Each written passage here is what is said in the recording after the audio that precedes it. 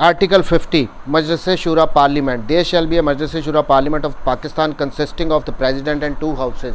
Parliament में president include होता है, plus number 2 senate upper house, number 3 national assembly. जहाँ पे भी पार्लियामेंट या मजलिस-ए-शूरा का वर्ड आएगा, 3 चीज़ें ज़हन में रखनी, क्योंकि लेजिस्लेशन जो होती है वो दोनों हाउसेज से गुजर के एक बिल फिर प्रेसिडेंट के बाद जाता है फॉर द फाइनल एसेंट, वो देता है तो कानून बनता है।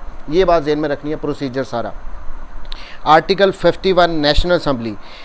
अब ये नेशनल असम्बली की जो सीट्स हैं ना, इस वक्त एग्जिस्टिंग 342 हैं, लेकिन जो नेक्स्ट इलेक्शन आएगा उसमें चूँकि फाटा का मर्जर हो गया है KPK में, तो इसकी सीट्स कितनी हो जाएंगी? 336। अब इसकी जो क्लॉज 2 है उसमें बताया गया है कि जो वोट कास्ट करने के लिए क्या क्वालिफ़िकेशंस होनी चाहिए वोटर की। Number 1, he is a citizen of Pakistan, Pakistan का शहरी हो। नंबर 2, 18 ईयर्स ऑफ एज से अबव हो उसका नाम इलेक्टोरल रोल में हो, यानी उन लिस्टों में रजिस्टर्ड वोटर हो। एंड लास्टली, किसी कॉम्पिटेंट कोर्ट ने उसको अनसाउंड माइंड, पागल डिक्लेयर ना किया हो, वो बंदा वोट डाल सकता है। अगर वो आपसे कोई क्वालिफ़िकेशंस का सवाल पूछ ले तो ज़हन में रखना है ये 4 क्वालिफ़िकेशंस है वोटर की। क्लॉज 3 में डिवीज़न बताई गई है कि हर सूबे की कितनी सीटें हैं। इस वक्त चूँकि 342 सीट्स हैं, नेक्स्ट इलेक्शन में 336 हो जानी है।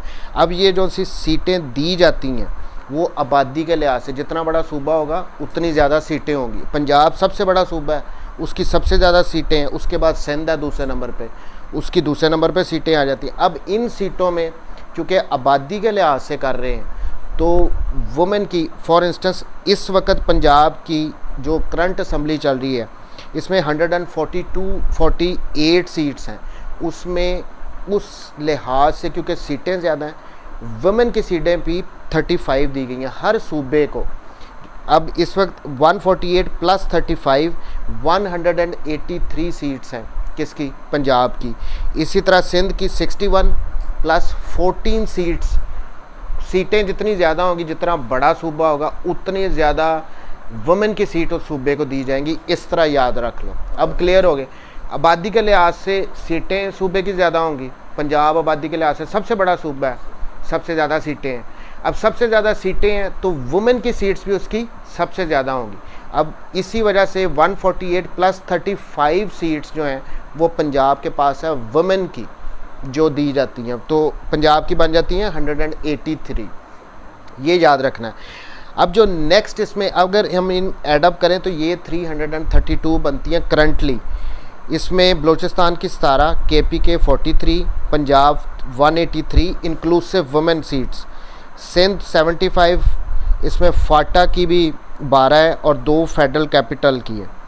अब ये जो सीटें इनको एडअप करो तो 332 बनेंगी, लेकिन हमने पीछे क्या पढ़ा है कि जो करंटली चल रही हैं 342 है। जो अगली 10 सीट्स हैं ना वो नॉन मुस्लिम्स की हैं। वो टोटल सीटें जितनी बन गई हैं उनमें पूरे पाकिस्तान में से नेशनल असम्बली के 10 सीटें उन्होंने कह दी हैं। 332 प्लस 10 नॉन मुस्लिम। जो सी वुमेन की सीट्स होनी है वो जितनी सूबा बड़ा होगा, जितनी उसकी सीटें ज़्यादा होंगी उतना एडअप अंदर होती जाएंगी। अब यहाँ तक क्लियर हो गया? कोई मसला है? नॉन मुस्लिम की कितनी सीटें हैं? 10। अब नेक्स्ट इसमें बताया गया है क्लॉज 6 में कि जो कॉन्स्टिट्यूएंसी होगी वो क्या होगी। पहली बात तो जो एक हलके में से एक सिंगल मेंबर ही होगा इलेक्ट, ऐसे ही है ना, एक हलके की एक सीट होती है ना, एक मेंबर इलेक्ट होता है, पहली बात। अब दूसरी बात उसने बताई है कि जो वुमेन है उसकी कॉन्स्टिट्यूएंसी क्या होगी। एक सूबे की अगर मैं कह रहा हूँ कि पंजाब को उन्होंने 35 सीट्स एलोकेट की हैं, तो वुमेन सीट्स की कॉन्स्टिट्यूएंसी क्या होगी? प्रोविंस, एक सूबे, पूरे सूबे में से उसको उनका हलका गिना जाता है। पूरे सूबे में 35 सीटें हैं। अब एक हलका होता है, उसमें से एक मेंबर आता है, सिंगल कॉन्स्टिट्यूएंसी होती है जो नेशनल असम्बली के इलेक्शन होते हैं। जब हम वुमेन की सीट्स का करेंगे तो उनकी कॉन्स्टिट्यूएंसी पूरा सूबा होता है, पूरे सूबे में से 14 आ जाते हैं। और सॉरी, पंजाब का अगर लेके जाएं तो 35 सीटें वुमेन की हैं, पूरा हलका उनका कौन सा आएगा? पंजाब होगा। अब इसमें जो सी सीटें हैं, नेक्स्ट ये बताया गया है जो सी वुमेन की सीट्स होनी है ना, ये इनको प्रोपोर्शनल रिप्रेजेंटेशन के लिहाज से दी जाती हैं, यानी जिस पार्टी ने जितनी ज़्यादा सीटें जीती होंगी उतनी ज़्यादा वुमेन की सीट्स उसको मिलेंगी। जैसे अब ये देखें करंट इलेक्शन में पीटीआई की सीटें पंजाब में सबसे ज़्यादा, तो उनको सीटें वुमेन की ज़्यादा मिलेंगी। उसके बाद अगर नून लीग की सीटें ज़्यादा हैं तो उनको उससे कम मिलेंगी। सो जितनी कोई भी पार्टी जितनी ज़्यादा सीटें जीतेगी, वुमेन की उतनी ज़्यादा रिज़र्व सीट्स जो हैं वो उसको मिलेंगी, वो अपने इलेक्ट कर सकते हैं। समझ आ गई है बात। नेक्स्ट थिंग, अब हमने कॉन्स्टिट्यूंसी ये पढ़ ली वुमेन सीट्स की और मेंबर्स की जो हल्के होते हैं। नॉन मुस्लिम 10 सीट्स मैंने कहा था 332 में ऐड हो जाती हैं। इनकी कॉन्स्टिट्यूंसी क्या होगी, ज़रा ज़हन लगाओ ना। इनकी भी सर वही सेम होगी। इनकी कॉन्स्टिट्यूंसी होगी पूरा पाकिस्तान, क्योंकि नेशनल असम्बली की जो 332 सीट्स हैं प्लस 10 सीटें आप ऐड कर रहे हो, पूरे पाकिस्तान में से 10 नॉन मुस्लिम की सीटें। यस मियाँ क्लियर हुआ, वुमेन की सूबे में से आ गई। Article 52 duration of the national assembly. National assembly की ड्यूरेशन कितनी होती है? 5 ईयर्स। हमें पता है हर 5 साल बाद इलेक्शन होते हैं, पहली असम्बली ख़त्म, नेक्स्ट आ जाती है। आर्टिकल 53 ये बड़ा इंपॉर्टेंट है, याद रखना है। 53 आर्टिकल किससे रिलेटेड है? Speaker and deputy speaker. Clause 1 after the general elections. अच्छा, जब इलेक्शंस होते हैं हर 5 साल के बाद, उसके बाद जो इजलास बुलाया जाता है, पहला इजलास होता है, पहली मीटिंग होती है नेशनल असम्बली की। उन्होंने पहला काम क्या करना होता है? अपनी फर्स्ट सिटिंग में ना, अपने पहले इजलास में स्पीकर और डेप्टी स्पीकर को इलेक्ट करना होता है। वजह यह है कि जो चलाना है नेशनल असम्बली को, वो किसने चलाना होता है? प्रिजाइड किसने करना है? स्पीकर ने करना है। अगर स्पीकर नहीं होगा तो डेप्टी स्पीकर करेगा, या अगर वो भी नहीं है तो जो भी वो बंदा नॉमिनी करेंगे वो करेगा।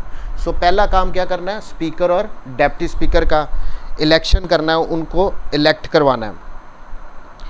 फिर उसने एंटर क्लॉज 2 में ये बताया गया कि ओथ ले के उसने third schedule at the end इस कॉन्स्टिट्यूशन में बताए गए हैं स्केड्यूल्स, अगर देखना चाहो तो थर्ड स्केड्यूल है, उसमें ओथ का फॉर्म बताया गया है, जिसके मुताबिक स्पीकर या डेप्टी स्पीकर ने ओथ लेना होता है, हलफ लेना होता है। ये एंड पे बने हुए हैं, देख लो आप।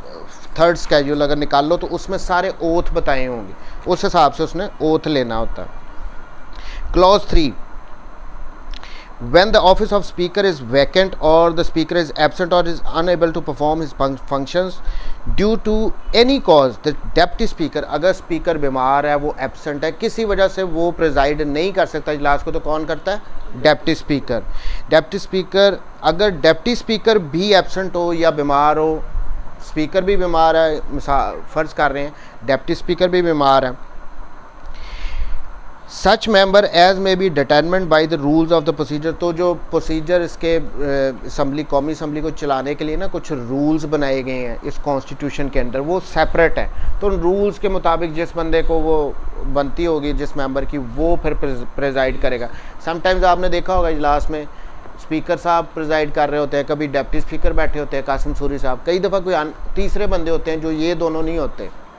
वो क्यों बैठे होते हैं? क्योंकि अगर वो दोनों एब्सेंट है तो रूल्स के मुताबिक जो मेंबर नॉमिनी होगा, जिसका हक बनता होगा, वो फिर प्रिजाइड करता है नेशनल असम्बली का इजलास। क्लॉज 4 इंपॉर्टेंट है, द स्पीकर और deputy speaker shall not preside at a meeting as assembly when, जब कोई रेजोल्यूशन इन प्रोसेस है ना, स्पीकर या डेप्टी स्पीकर के ख़िलाफ़ कि इनको हटाया जाए, तो करारदाद आई हुई है असम्बली में, उस दौरान पे स्पीकर या डेप्टी स्पीकर ने क्या करना है? उन्होंने इजलास को प्रिजाइड नहीं करना। क्लॉज 4 दोबारा देखो, पढ़ो इसको। द स्पीकर और deputy speaker shall not preside at a meeting of the assembly when a resolution for his removal from office is being considered, यानी उनके खिलाफ अदम एतमाद आई हुई है भी इसको हटाओ, तो उस दौरान पे उन्होंने प्रिजाइड नहीं करना। समझ आ गई है? क्योंकि उनके खिलाफ तो अब आ गई हुई है रेजोल्यूशन कि इसको हटाओ, तो वो कैसे प्रिजाइड कर सकते हैं? अब ये 5-6 भी इम्पॉर्टेंट है कि स्पीकर ने अगर रिज़ाइन करना हो तो उसने रेजिग्नेशन अपना किसको भेजना है? प्रेसिडेंट को। अगर डेप्टी स्पीकर ने रिज़ाइन करना हो तो किसको भेजना है? स्पीकर को। ये याद रखना है, स्पीकर ने रिज़ाइन करना है तो डेप्टी स्पीकर ने रिज़ाइन करना है स्पीकर को। Clause 7, the office of speaker और deputy speaker shall become vacant if he resigns, अगर वो रिज़ाइन कर दे। He ceases to be a member of the assembly, अगर वो नाअहल हो जाए, वो असेंबली का मेंबर ही नहीं है, तो स्पीकर कैसे रहेगा? दूसरी बात, he is removed from office by resolution of the assembly of which not less than 7 days notice has been given and which is passed by the votes of the majority of, यानी अगर उसको remove कर दिया हो और वो resolution उसके अदम एतमाद आ गई और वो पास हो जाए तो फिर वो उसको रिमूव किया जा सकता है मेजॉरिटी ऑफ वोट से। Lastly clause 8, when the national assembly is dissolved the speaker shall continue in his office till the person elected to fill the office of the next assembly enters upon his office. 5 साल बाद assembly ख़त्म हो जानी है, नए election होंगे, उसके दरमियान गैप आएगा। उस गैप के दरमियान भी ये जो स्पीकर होगा ये कंटिन्यू करेगा अनटिल उस दिन तक फर्स्ट मीटिंग जो होनी है नेक्स्ट असेंबली की, वो इलेक्ट नहीं करते तब तक ये कंटिन्यू करता रहेगा। क्लियर होगी? आर्टिकल 54 में क्लॉज 1 में ये बताया गया, the president may from time to time summon either house और both houses of Majlis Shura in joint meeting to meet at such time. पहली बात, प्रेसिडेंट जो सदर होता है उसके पास ये इस्तेहकाक है, प्रिविलेज है उसको कि वो जब चाहे किसी इशू पे भी वो बुला सकता है इजलास को, चाहे सेनेट का इजलास बुला ले, चाहे नेशनल असेंबली का बुला ले, चाहे दोनों की जॉइंट सिटिंग बुला ले। किसके पास राइट है? Clause 1 president. क्लॉज 2 में ये बताया गया है कि 1 साल में नेशनल असेंबली के कितने सेशन होने हैं? 3 सेशन होने हैं, और उन सेशंस के दरमियान जो मैक्सिमम गैप है वो कितने दिन का होगा?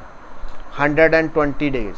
पहला सेशन, फिर दूसरा सेशन, फिर तीसरा सेशन 1 साल में, और 2 सेशंस के दरमियान गैप कितना? 120 डेज़ का। तीसरी बात इसमें ये इम्पोर्टेंट है कि जो ये नेशनल असेंबली के ये 3 सेशन तो हो रहे हैं 1 साल में, इनमें कितने दिन मिनिमम इन्होंने मीटिंग करनी है? वो है 130 वर्किंग डेज़। 130 working days. पहली बात आ गई, 3 सेशन होगी, पहला सेशन, दूसरा सेशन, तीसरा सेशन, उनके दरमियान गैप कितना आएगा? मैक्सिमम 120 डेज़, पहले और दूसरे सेशन, दूसरे और तीसरे सेशन के दरमियान। तीसरी बात ये आ गई कि ये जो तीनों सेशन होंगे इनमें मिनिमम कितने दिन के इजलास होने चाहिए, कितने दिन उन्होंने वहाँ पे मीटिंग करनी है, वो कितने दिन होंगे? 130 वर्किंग डेज़। अब ये वर्किंग डेज़ में वो दिन भी इंक्लूसिव होंगे जो जॉइंट सिटिंग के होंगे। जॉइंट सिटिंग ये होती है कि अगर कभी कभी आपने टीवी पे भी देखा होगा कि जॉइंट सिटिंग का इजलास, इकट्ठा इजलास बुलाया जाता है जिसमें सेनेट और नेशनल असेंबली इकट्ठा इजलास होता है। वैसे तो सेनेट अलहदा है और नेशनल असेंबली के इजलास अलहदा होते हैं ना, लेकिन समटाइम्स इन दोनों के इकट्ठे इजलास होते हैं। तो वो जो इकट्ठे इजलास वाले दिन होंगे ना, वो भी काउंट होने हैं इसमें, जो 130 वर्किंग डेज़ होंगे, वो नेशनल असेंबली के में भी काउंट होंगे और सेनेट के में भी। प्लस दूसरी बात ये है कि अगर तो एडजर्न किया है, कोई सेशन चल रहा है, ठीक है, पहला सेशन चल रहा है सेशन, उसके दरमियान आपने कभी टीवी पे भी सुना होगा कि एडजर्न कर दिया है 3 दिन के लिए या 2 दिन के लिए। अगर तो 2 दिन के लिए एडजर्न किया गया सेशन, वो भी इसकी मीटिंग में 130 वर्किंग डेज़ में काउंट होगा। समझ आ गई?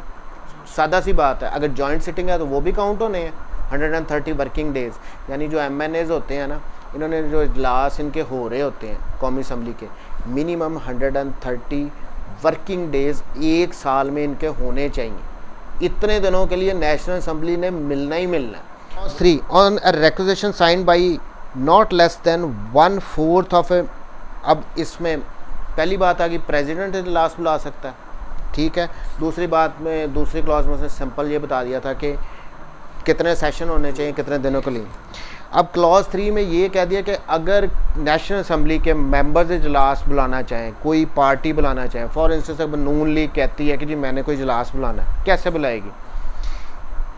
जो पार्लियामेंट के टोटल मेंबर है ना, उनके 1/4 मेंबर अगर ये साइन करके स्पीकर को देते हैं कि जी इजलास बुलाओ इस मैटर के ऊपर, कितने मेंबर टोटल मेंबर 342 है नेशनल असम्बली के, उनमें से 1/4 उनको 4 पे डिवाइड करो, कितने आ जाएंगे, जितने मेंबर आएंगे ना 1/4 वो अगर रेक्विजिशन साइन करके देते हैं स्पीकर को कि इजलास बुलाओ तो इजलास बुलाया जाएगा।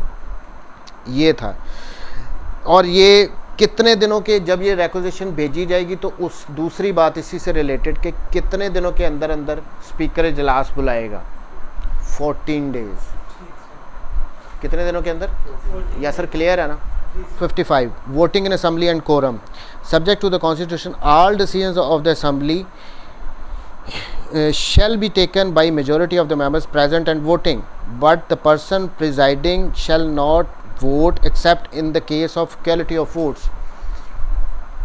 नेशनल असम्बली के जो भी डिसीजंस होने हैं वो किस तरह होते हैं, वोटिंग से होते हैं, और वोटिंग जो मेंबर्स होंगे उनका वहाँ पे प्रेजेंट होना ज़रूरी है। ये नहीं हो सकता कोई घर से बैठ के वोट कर देगा नेशनल असम्बली का मेंबर। क्लियर, प्रेजेंट होना चाहिए प्लस उसको वोटिंग में हिस्सा लेना चाहिए। अगर वो वहाँ पे प्रेजेंट तो है बट वो वोटिंग में अगर हिस्सा नहीं ले रहा तो वो काउंट नहीं होगा। Present plus voting. और इसमें जो बंदा प्रिजाइड कर रहा होगा वो स्पीकर भी हो सकता है, वो डेप्टी स्पीकर भी हो सकता है, प्लस हमने पढ़ा था कोई और बंदा भी आ सकता है अगर दोनों एब्सेंट हो गए तो वो बंदा भी वोटिंग में हिस्सा नहीं लेगा। कभी स्पीकर को देखा है कि जो वोटिंग हो रही हो तो वो भी हाथ खड़ा करके मेरा वोट इस तरफ है, नहीं।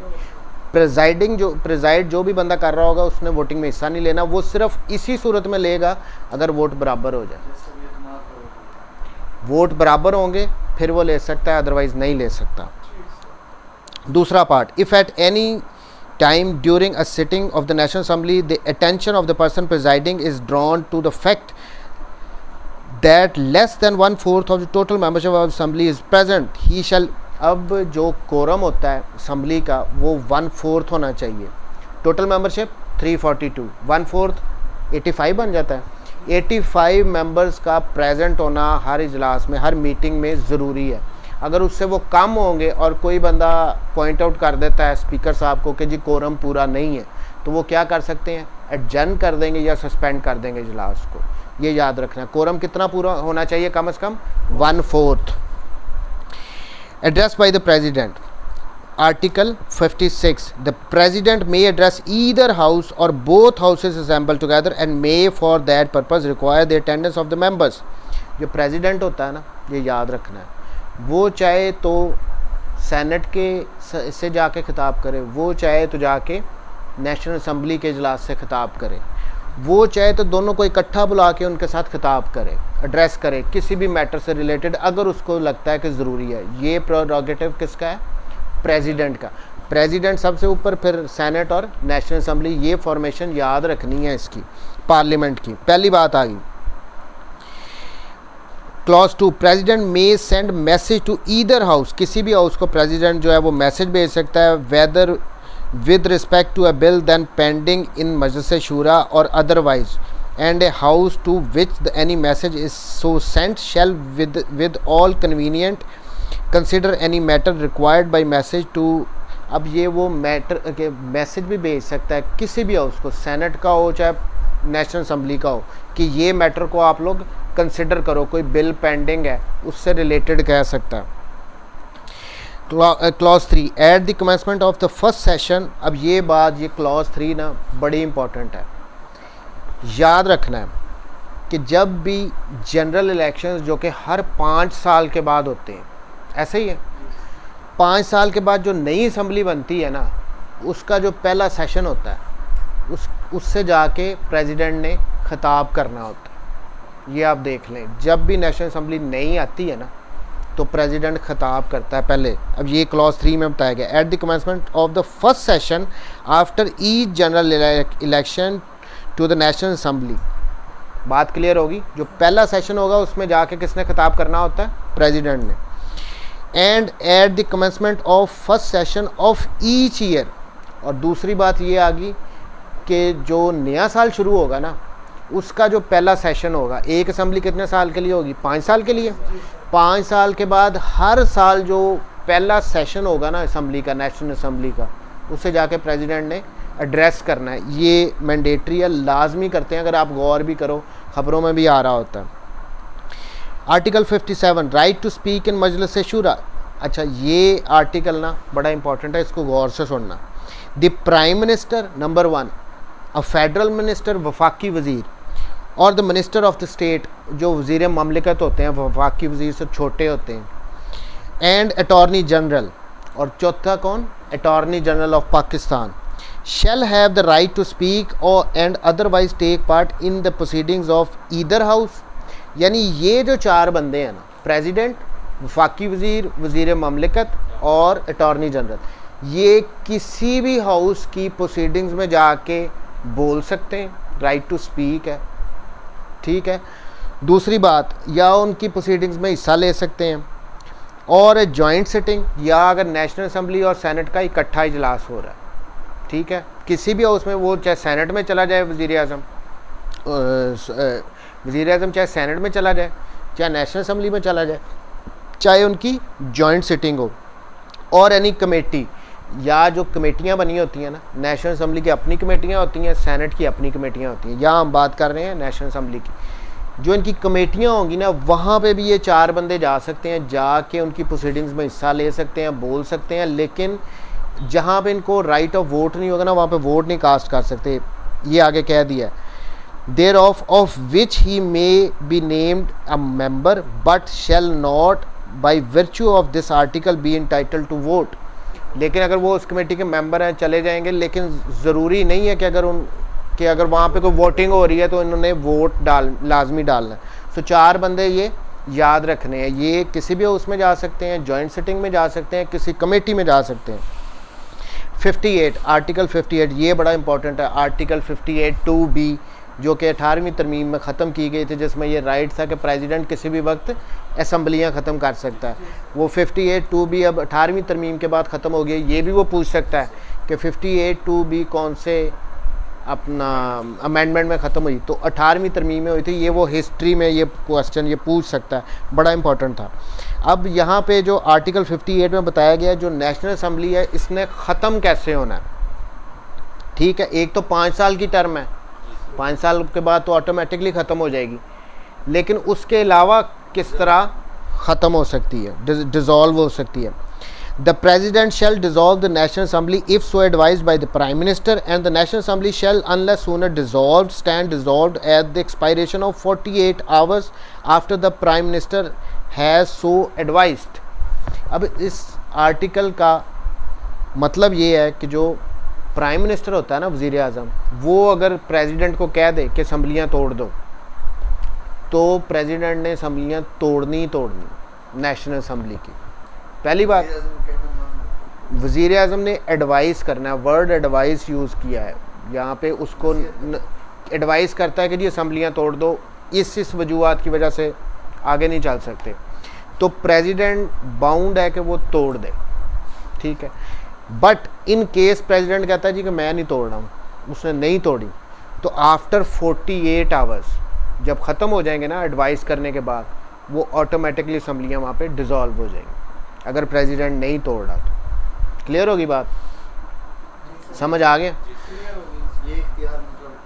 वज़ीर आज़म ने एडवाइस करना होता है, और प्रेसिडेंट ने विद इन 40 फिर तो असम्बलियाँ डिज़ोल्व, अमल एडवाइस को मानना होता है, अमल दरामद नहीं करना, मानना है। वो प्रेसिडेंट है, उसने एडवाइस पे को मानना या ना मानना उसका इख्तियार है। अगर तो वो मान गया तो वो असम्बलियाँ तोड़ देगा, डिज़ोल्व कर देगा। अगर प्रेसिडेंट नहीं मान रहा, तो आफ्टर 48 आवर्स जब से वो एडवाइस किया, वो ऑटोमेटिकली टूट जाएंगी, यानी अमल दखल नहीं। अगर तोड़ दिया तो ठीक है, नहीं तोड़ी तो 48 आवर्स के बाद खुद ही तोड़ दे। अब यहाँ पे एक एक्सप्लेनेशन है, वो बड़ी इंपॉर्टेंट है। इसमें कहा गया है कि ये नहीं हो सकता कि एक वज़ीर आज़म जो है उसके ख़िलाफ़ अदम एतमाद आई हो, वो उस वक़्त एडवाइस कर दे प्रेसिडेंट को कि असम्बलियाँ तोड़ दो। इस एक्सप्लेनेशन में 4 बातें बताई गई हैं। Reference in this article to prime minister, कि वो प्राइम मिनिस्टर एडवाइस नहीं कर सकता प्रेसिडेंट को कि असम्बलियाँ तोड़ दो। अब कौन सा प्रेसिडेंट?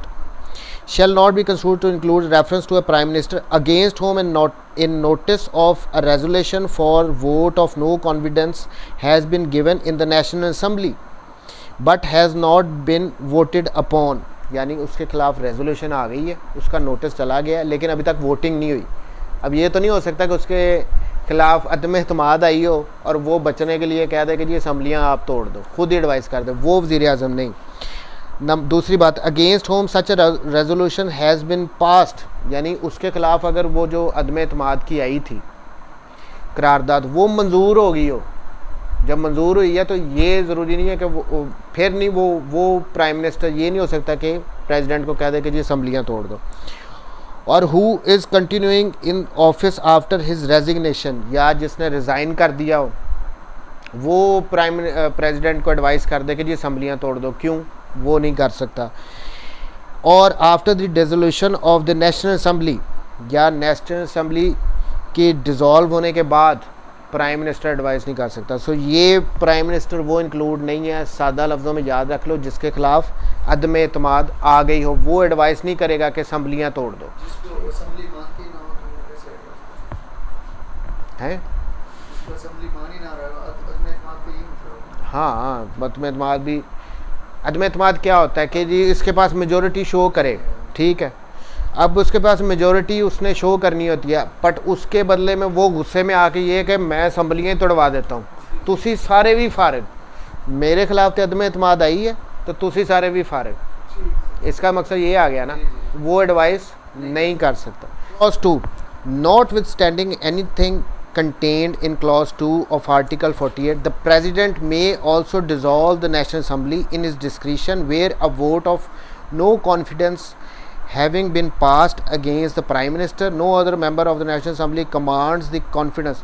अब ये बताया गया 58 की क्लॉज 2 में कि वोट ऑफ नो कॉन्फिडेंस जो थी वो पास हो गई, जो सिटिंग प्राइम मिनिस्टर था ख़त्म हो गया, उसके बाद उन्होंने नया वज़ीर आज़म इलेक्ट करना है नेशनल असम्बली ने, ऐसे ही है, लेकिन कोई और मेंबर मेजॉरिटी नहीं ले रहा। उस सूरत में क्या करेगा, प्रेसिडेंट नेशनल असम्बली को डिसॉल्व कर देगा कि कोई प्राइम मिनिस्टर और बन ही नहीं रहा तो कैसे चलेगी असम्बली, वो तोड़ सकता है। सो ये था आर्टिकल 58, बड़ा इंपॉर्टेंट है, डिसोल्यूशन ऑफ नेशनल असम्बली के किन किन तरीक़ों से डिज़ोल्व हो सकती है। इसमें आगे 58(2)(b थी कि प्रेसिडेंट के पास पावर थी, वो जब चाहे असम्बलियाँ तोड़ दे, जैसे नवाज शरीफ की टूटी थी, बेनज़ीर की टूटी थी, बट अब वो 18वीं तरमीम 18th अमेंडमेंट, याद रखना 58(2)(b कब ख़त्म हुई थी, ये क्वेश्चन पूछ सकता है।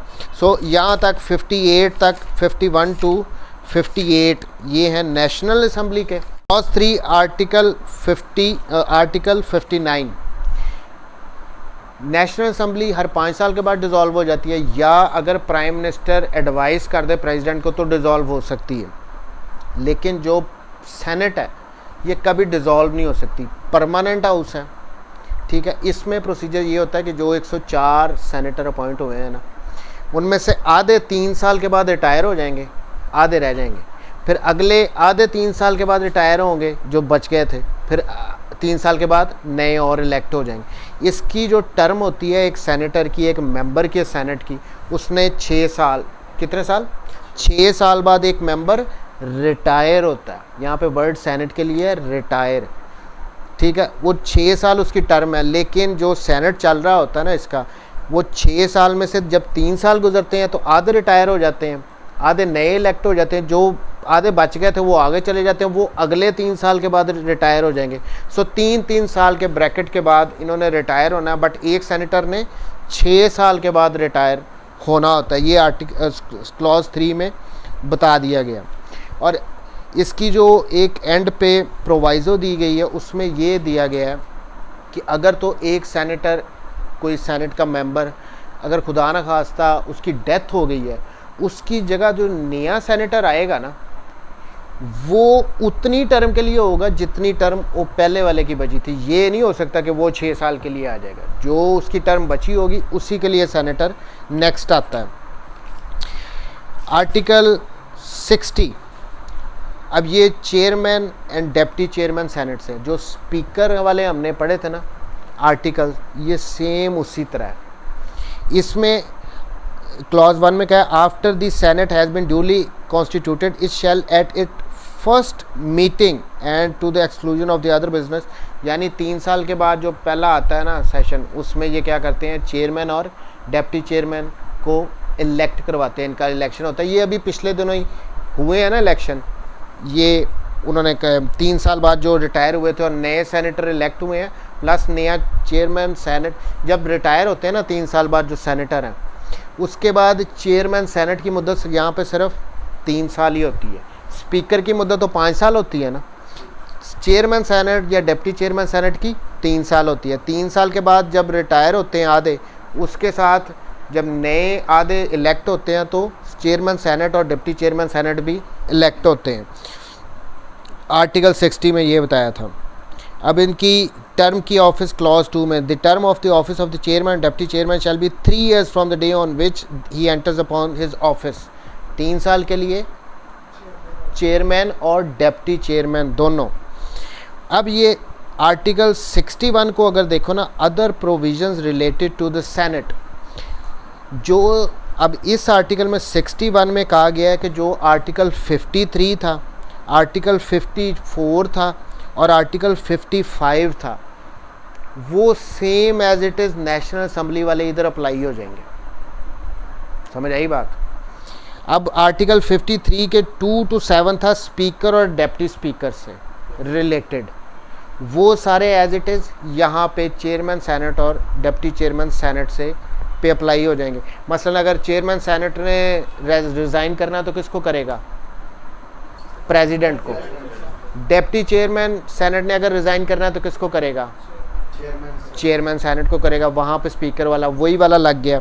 अब इसमें आ जो सेशन होते हैं, जो नेशनल असेंबली के सेशंस का तरीका है ना, वही इधर है। 3 सेशन कम से कम 1 साल में सेनेट के होने हैं, बिटवीन उनके गैप कितना होएगा, 120 डेज़। 3 से ज़्यादा जितने भी सेशन करना चाहें कर सकते हैं। मिनिमम डेज़ वहाँ पे 130 दिन थे वर्किंग डेज़ नेशनल असेंबली के लिए, यहाँ पे कितने हैं, 110। ओनली डिफरेंस यही है, बाकी सारा वो सेशंस का कितनी दफ़ा मिलना है सेम वो है। 110 दिन कम से कम सेनेट की मीटिंग होनी चाहिए, इसका इजलास होना चाहिए कम से कम 110 दिन।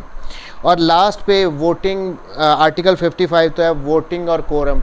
अब वोटिंग भी जो वो प्रेजेंट होगा और वोट करेगा वो काउंट होएगा। मेजॉरिटी से सारे डिसीजन होने हैं सेनेट के, प्लस कोरम इसका भी 1/4 होना चाहिए। कितना, 104 सेनेटर हैं तो 1/4 जितने भी उसके बनते हैं वो अगर प्रेजेंट हो गए तो इजलास होगा, अदरवाइज एडजर्न या सस्पेंड कर दिया जाएगा। आर्टिकल 61